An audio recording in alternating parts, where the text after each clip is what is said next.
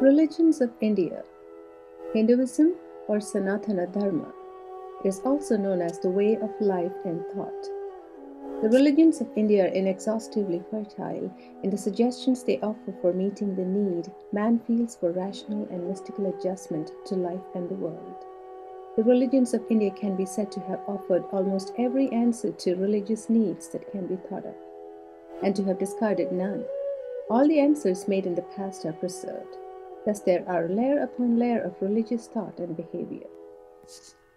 With all of its diversity, the peoples of India have agreement at one point. Whether Hindu, Muslim, Buddhist, and Zoroastrian, the peoples of India are not easily satisfied with what this world offers in material fare. The physical world is always of secondary importance. Other realities, such as life, mind, and spirit, matter more. Nature not only presents real difficulties to the fulfillment of the higher potentialities of life, mind, and spirit, it must be given the value of an illusional construct or else a deceptive appearance. The motive of much Hindu, Jaina, and Buddhist thought in India has been deliverance from the misleading appearances and experiences of the physical world. Only mental and spiritual realms have an unshakable reality that guarantees eternal satisfactions. Thus, Indian beliefs have led to the emergence of pessimism. Of the three chief religions of Indian origin, by and large, philosophical Hinduism is based on the conviction that the chief error of man lies in his thinking. His miseries are due to fallacies in his conception of things rather than to sin in his living. Jainism, in contrast, puts primary emphasis on behavior, how one acts. One must behave so as to avoid contamination by matter, defiling and destructive of being.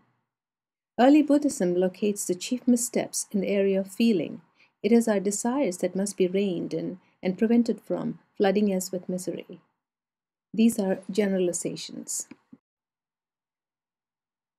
The study of Hinduism is very complex and challenging. Hinduism and India do not come from the indigenous languages of India. Each concept is a linguistic construction deriving from the vocabularies of those outside of India. Hindu and Hinduism are words of Persian origin from the 12th century CE. Initially, they referred simply to Indians and were not intended to designate religion. We recall that America was discovered by those seeking to find another path to India. The aboriginal peoples in America are still called Indians. The phrase the people of India use for Hinduism is Sanatana Dharma, which may be translated the way of life and thought. However, the term Hinduism is widely used throughout India and the world. The national languages are Hindi and English. The idea of India is problematic. The term suggests greater cohesiveness and unity than is the case. India is a land of diversity and extremes. Socially, religiously, economically, and geographically, one of the few places on earth where diversity is preserved and appreciated. India has more than 1 billion people deriving from a host of racial and ethnic stocks and speaking 16 major languages and hundreds of dialects for an estimated 850 languages in daily use. India is also one of the most religious pluralistic of all places in the world. Besides the Hindus, who make up about 85% of the population, there are Muslims in northern India, comprising 10% of the Indian population. Sikhism, a religious tradition concentrated in the region known as the Punjab, forms 2% of the populace. Christians comprise about 2%, and there are other religious groups like Buddhists, Jains, Jews, and Parsis. Parsis are practitioners of the ancient Persian religion Zoroastrianism. The early cultures of India, the traditional view. Hinduism has a long and complex history. It is considered to be the world's oldest living religious tradition with roots deep in the early cultures of India. It is traditionally thought to be an amalgamation of elements from several cultural sources, with the two major contributors, the first being the Indus Valley civilization and the second being the Aryan culture. The Indus Valley culture. The Indus Valley civilization was a highly sophisticated ancient society in North India, which is now Pakistan, that had been long forgotten until it was discovered in the 1850s. Archaeological evidence indicates that the civilization flourished between 3000 and 1500 BCE. Several cities have been unearthed, displaying a high level of organization and planning. The most significant were cities like Mohenjo-daro and Harappa, located on the banks of the Indus River. The Indus Valley civilization seems to have had the following characteristics. The civilization was relatively peaceful. This is recent because there were few weapons discovered. A great concern with cleanliness evidenced by sophisticated bathing and toilet facilities. Each of the two major cities had large central public bath facilities with side rooms and statues. This suggests interest not only in hygiene but ritual purity as well. Elsewhere, glass images and seals were adorned with phallic symbols of goddesses, humans, and animals. This suggests an intense interest in sexuality and reproductive functions. This aspect may be associated with fertility rites. The prominence of female terracotta figurines has led some scholars to theorize the existence of a vast mother goddess religion. The power of sexual energy has been of interest in Hinduism even today, especially associated with Shiva, one of the gods. The discovery of other seals depict a man sitting in what appears to be a meditating pose, suggesting that there were early forms of yoga and introspection. Scholars theorize that the Indus civilization came to an end around 1500 BCE, with the arrival and dominance of a civilization known as the Aryans. Aryan means noble in Sanskrit, the language of the Aryans. Pre-classical period, 2000 to 1000 BCE. Currently, there is a great deal of debate concerning the arrival of the Aryans. Traditionally, it is believed that the Aryans entered the Indian subcontinent from Central Asia and subdued the region by military conquest. This earlier tradition has been replaced since there seems to be no evidence, archaeological or otherwise, to suggest a massive Aryan conquest. There is evidence that the nomadic Aryans and the Indus dwellers may have coexisted in the same area for some time between the demise of the Indus Valley culture. It is asserted that Hindu religion predated 3000 BCE and originated solely in India, not imported by the Aryan culture. What is believed is that the Aryans were different from what is known about the Indus Valley dwellers in a number of ways. The Aryans were not highly organized, but were pastoral nomads rather than settled agriculturals. They used horses and chariots and were skilled in the use of bronze, which initially gave credence to the invasion theory of the Indus Valley's demise. Their language became Sanskrit, which means well-formed, and became the official language of the Hindu tradition. Sanskrit is closely connected to many European languages. The Vedas, or wisdom. What is known about the Aryans is based on what is now a collection of writings called the Veda, now the oldest and most sacred of Hindu scriptures. Originally, for thousands of years, the Veda existed only in an oral tradition form. The Aryan emphasized spoken language, thus a priesthood was needed to interpret and recite the stories. After the Muslims entered India, the Veda was put in writing. Not a narrative like the Bible, the Veda is more like a liturgy manual, including hundreds of hymns addressed to various Aryan deities. It also includes some myths, incantations, and spells. The Veda was composed to be recited at sacrifices. Veda means wisdom. The wisdom embodied in the Veda is believed to be timeless and without origin, existing before this world and embodying an eternal law that transcends the gods. The words of the Veda were originally revealed to ancient seers called rishis. Interestingly enough, the Veda is so important that Hinduism is sometimes called Vedic Dharma, the religion of the Veda. Yet, it is interesting to note that the Veda has never been widely read by most Hindus. The Veda is divided into 4 samhitas or collections, each dealing with a different aspect of ritual: Rigveda, Yajurveda, Samaveda, and Atharvaveda. The Rigveda is the oldest and the most important of these collections. Rig, meaning praise, is composed of thousands of songs to various gods and goddesses. Scholars believe it was composed between 2300 and 1200 BC. The Rig Veda contains mantras or sacred words used during ritual. The world was believed to be governed by an abstract, impersonal principle of harmony and order called Rita, which kept the universe intact and preserved unity. Rita also regulated moral order and ritual. Several different stories of the world's creation are found, but this seems not to be a problem for Hinduism. The gods of the Vedic tradition are many and varied, and are conceptualized differently from Western notions of gods. There are about 20 different Sanskrit terms for the English word God. The most commonly used is Deva, which means shiny and exalted. These Deva are not moral exemplars, but lawgivers. The Vedic pantheon of important Devas. Indra, a god of war, is the most important Deva in the Veda. 1/4 of more than 1,000 songs in the Rig Veda are composed in his honor. Agni is the god of fire. Nearly 1/5 of the songs are addressed to him. He is the mediator between the gods and humans, carrying sacrifices to the gods and transporting the dead to Swarga, or heaven. Varuna was custodian of Rita, the principle of order that he enforced but did not create. Soma is manifested as a particular plant whose juices were used in rituals. Soma induced ecstatic experiences for those who imbibed it. Rudra, known as the Howler, despised human beings and often afflicted them with sickness and misfortune. He was also a healer. Minor devas served as gods or goddesses of death and dawn, the sun, wealth, and prosperity.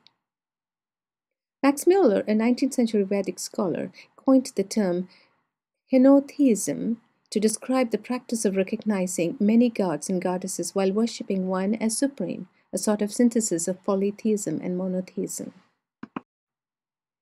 The Vedic teachings regarding humans. The Veda regarded humans as being individual souls and members of a stratified society. For the Aryans, the essence of human life is the soul, which they associated with the breath, designated by the word Atman. The Sanskrit Atman has cognates in the English word atmosphere or the German word Atman, which means to breathe. There is not complete agreement in the Veda about the ultimate human destiny. The caste system. When the Aryans arrived in the Indian subcontinent, their society was probably already stratified according to occupations. Priests and teachers were the Brahmins. Kshatriyas were the warriors and administrators. Vaisyas were the merchants, artisans, ranchers, and farmers. The later Veda almost mentioned a fourth class of people called the Sudras, who were the people of the land. This stratification of social classes is rooted in the myths and the very nature of the world. To attempt to upset or disorder social classification is to oppose what is natural and divinely appointed and to invite cosmic chaos. Outside of the four castes are the untouchables or outcasts, whose occupations rendered them unclean. Modern India and Hindu society have tried to reform this category or eliminate it. Mahatma Gandhi called the outcasts Harijans, or the people of God. The rise of Buddhism and Jainism, 800 to 600 BCE. The main structure of Hinduism seems to have been completed before the time of Christ, although the popularizing of Hinduism has continued and new sects have arisen. At this junction in our study of the religions of India, we must insert the rise of two strong prevailing religious systems, Buddhism and Jainism. These two religions can be considered classical examples of what is meant by a revitalization movement. In 1956, anthropologist Anthony Wallace defined cultural revitalization movements as deliberate, organized attempts by some members of a society to create a more satisfying culture. The key process was a sudden identification and acceptance of a new organized pattern of multiple innovations or a single dynamic thought. Buddhism and Jainism emerged in India around 800 to 600 BCE, and both had unique influences on Hinduism. This period was characterized by cultural, intellectual, and spiritual development. Some of the previously accepted teachings of Hinduism were beginning to be questioned, requiring religious leaders to defend or abandon their views. The old tribal structures of society were diminishing. The result was an increasing number of religious sects springing up throughout the country. The most successful were Buddhism and Jainism. The founder of Buddhism, Gautama Siddhartha, was born in the 6th century BCE. He was born a member of the warrior class or Kshatriya caste of Hinduism. He was born in North India near the border of Nepal, about 100 miles north of Varanasi. We will study Buddhism more fully in a later lecture, but suffice to say that in certain respects Buddhism was a revolt against Hinduism. Gautama reacted against the Vedic sacrificial system and against the leadership of the Brahmins. He also reacted against the caste system. His movement was a layman's revolt against the Brahmins. He renounced the pleasures and materialism of this world to search for the truth, which he understood was a middle ground between the sacrificial system of the Brahmanism and the asceticism of Jainism. Thus, he developed his teachings around the concept of a middle path. Buddhism became the state religion of India in the 3rd century BCE, especially due to the influence of Ashoka, one of the greatest emperors in Indian history. Ashoka conquered all of India around 273 BC, including the fiercely resistant kingdom along the Bay of Bengal. His conscience was tormented because of the great bloodshed, so he adopted the teachings of Buddhism and became intensely interested in its propagation. Buddhism had a great influence on Hinduism through its methods of instruction, on Indian art and sculpture. Jainism, a study in asceticism. Jainism is a little known but the oldest personally founded religions in India. It arose as a reform movement but never extended itself outside of India. Mahavira is the accepted name for the founder of Jainism. The name means great many or hero. He is said to have been born near Vaisali in 599 BCE. His father, it is claimed, was a Raja or king, thus Mahavira was raised in luxury. At his birth, the literature attests that he had 5 nurses to care for him. He was married and had a daughter. He was not content with a prince's life. He often visited a body of ascetic monks and wanted to join them. However, he waited until his parents died. At the age of 30, he retired from the world.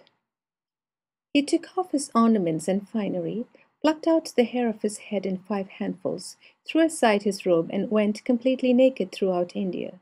His message was, the purging of contaminating matter from the soul is impossible without practicing the severest asceticism, and maintaining purity involves practicing ahimsa or non-injury to any living thing. For 13 years he practiced a self-imposed bodily suffering through which the Venerable One became indifferent to everything, including pain, hunger, dirt, life, and death. In the 13th year, exposing himself to the heat of the sun, and in deep meditation, he reached nirvana, or an ideal condition of harmony. Jainism and Hinduism compared. The sacred scriptures of Jainism are the aganas, or precepts, and siddhantas, or treatises. It is believed that these were assembled at least 200 years after the death of the founder. It seems that other than a few priests, very few Jains know their scriptures. Points of original similarity. Mahavira was born and brought up, lived and died in the Hindu faith. He did not reject Hinduism.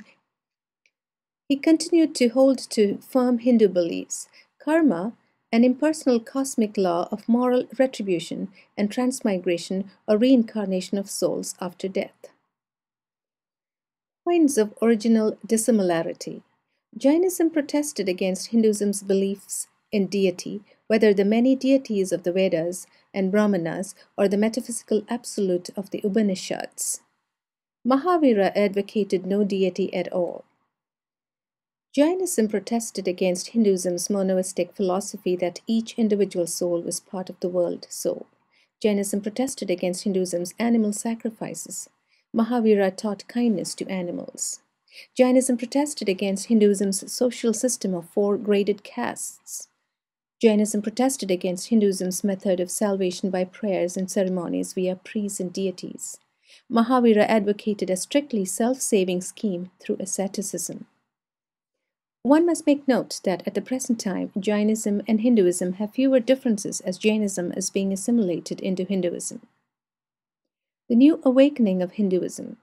By 1000 CE, with the waning of Jainism and Buddhism in India, accompanied by an intense renewal of nationalism, Hinduism became more vigorous in the national life of the people. Cults of individual gods grew stronger. Some Hindu rulers took military action to suppress Buddhism, but it was interest in Hinduism itself that appealed to Indian society. Some major themes became evident. The Hindu scriptures. Various philosophical schools and religious movements took inspiration and authority from selected portions of the sacred writings. The sacred writings include the Vedas, Brahmanas, the Upanishads, Bhagavad Gita, and Puranas. Philosophic Hinduism. Monism or Brahman. The foundation of Hindu religious philosophy is monism, the idea that there is but one unified reality in the universe. This is one eternal being called Brahman, the Absolute One, or Paramatman, the World Soul. It is impersonal, unlimited, passionless, relationless, unsearchable, and unknowable. Pantheism. There is only one reality in the universe, and to think otherwise is a maya or illusion. Paramatman or World Soul is all. As the air within a jar, though enclosed, is one with the air outside, the World Soul occupies all that exists. Polytheism. From its basic monoism and resulting pantheism, Hinduism easily slips into a form of polytheism or belief in many gods. The attributes of the Hindu triad consist of Brahma, the creator, Vishnu, the preserver, and Shiva, the destroyer, and countless lesser gods are all derived from the sacred Hindu scriptures, but manifestations of the Brahman. Each member of the Hindu triad has appeared on earth as avatars or descents. Each member has a wife who is an important goddess in the Hindu pantheon. Brahma's wife, Saraswati, is the goddess of all creative arts. Lakshmi, the wife of Vishnu, is the goddess of prosperity. Shiva's wife, Parvati, is known by various names and has an independent cult of her own. Her son, Ganesha, the elephant-headed god of wisdom, is one of the most popular figures. Besides these principal deities, in the Hindu system, it is estimated that there are 330 million gods.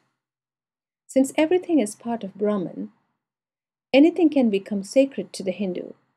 There are sacred rivers, as the Ganges, sacred animals like the cow and the monkey, and Naga, the snake god. Karma and Samsara. The belief in the doctrine of karma is distinctive of the Hindu outlook on life. Karma literally means action or doing and stands for the principle of cause and effect. As a man sows, so shall he reap, an inescapable law of justice, independent of the decrees of God or the gods. The law of karma carries with it the doctrine of samsara or transmigration of the soul. For what is done in this life must be repaid in a future life. A person may be born as a god, as a member of a higher or lower caste, or as an animal, according to his every thought, word, and act. The law of karma explains all inequalities, injustices, and sufferings of life, as well as the distinctions of the caste system. Moksha, or salvation for the Hindu, is release from the cycle of birth and rebirth, the absorption in Brahman. Moksha is to be achieved by the three major approaches: the way of knowledge, which is Jnana Marga, the way of action, which is Karma Marga, and the way of devotion, which is Bhakti Marga. A comparison between Hinduism and Christianity.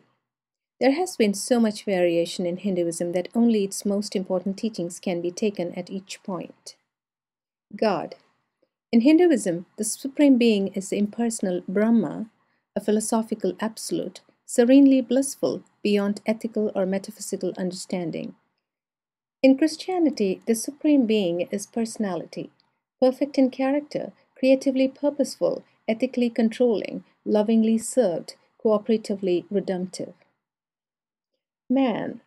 In Hinduism, the human individual is an emanation or temporary manifestation of the impersonal Supreme, is not inherently or permanently valuable, is not responsible before God, and is not permitted to be brotherly with all fellow human beings. In Christianity, the human individual, a child of the Heavenly Father, shares in the moral character of God, although he is capable of tragic selfishness, disobedience, and degeneration. He is responsible before God for obedience to God's moral laws, is to love his fellow men, and is designed for abundant personal life with God, both here and hereafter. The world. In Hinduism, the world is a temporary, worthless illusion or Maya. In Christianity, the world is a manifestation of the divine plan, wisdom, and power. It is to be progressively understood and enjoyed as a subordinate means of moral and spiritual life. Sin. In Hinduism, there is no real sin. Ignorance or avidya and practical violation of caste rules are defects which will entail continued reincarnation. However, all apparent evils are overcome by immersion of oneself in the non-moral Brahman and by compliance with hereditary social conventions. In Christianity, sin is real and is against God, against fellow men, and against self. The struggle against it is the context into which all Christians are called. Salvation. In Hinduism, a person may follow any of three optional methods: the intellectual way of knowledge, which is Jnana Marga, concerning pantheism; the emotional way of devotion, which is Bhakti Marga, to any favorite deity; and the practical way of works, which is Karma Marga, in prescribed ceremonial law. In Christianity, salvation is obtained through the merits of the incarnation, death, and resurrection of Jesus Christ by faith alone, which is well described in Ephesians chapter 2, verses 8 to 9. Through the unmerited favor of God, or God's grace, mankind may be given forgiveness of sin and receive eternal life. Recent worldviews influenced by Hinduism. New Age. This movement draws heavily from Hinduism for concepts such as reincarnation, monism, and pantheism. Salvation is found in achieving an awareness of one's own divinity and oneness with all things. New Agers seek to release the divine self within. Religious syncretism is an ideal. Christian Science. In Christian Science, reality of the physical properties of man and experience are denied. Thus, sickness, suffering, and evil have not objective reality. Hare Krishna. To the Hare Krishna, religion is beyond human comprehension. Thus, truth claims are useless. Although it is a branch of Hinduism, the Hare Krishna is essentially monotheistic and devoted to Krishna. Good works and meditation are invaluable. Jesus Christ is honored somewhat, but is considered to be the son of Krishna. Conclusion. Modern Hinduism has had to face challenges brought by the advent of Islam and Western culture. Frequently, violence erupts between Hindus and Muslims, and the burning of Christian churches and murdering of Christians occur with regularity. Hinduism is finding new inroads to the West. Mohandas K. Gandhi, the Mahatma or the Great Soul, is highly respected in the West and may illustrate the best of modern Hinduism. His practice of ahimsa, or the non-harming of living beings, his practice of non-violent resistance, and his respect for all religions earned him a respected place in human history. In 1948, Gandhi was assassinated by a fellow Hindu who believed that he had conceded too much to the Muslims.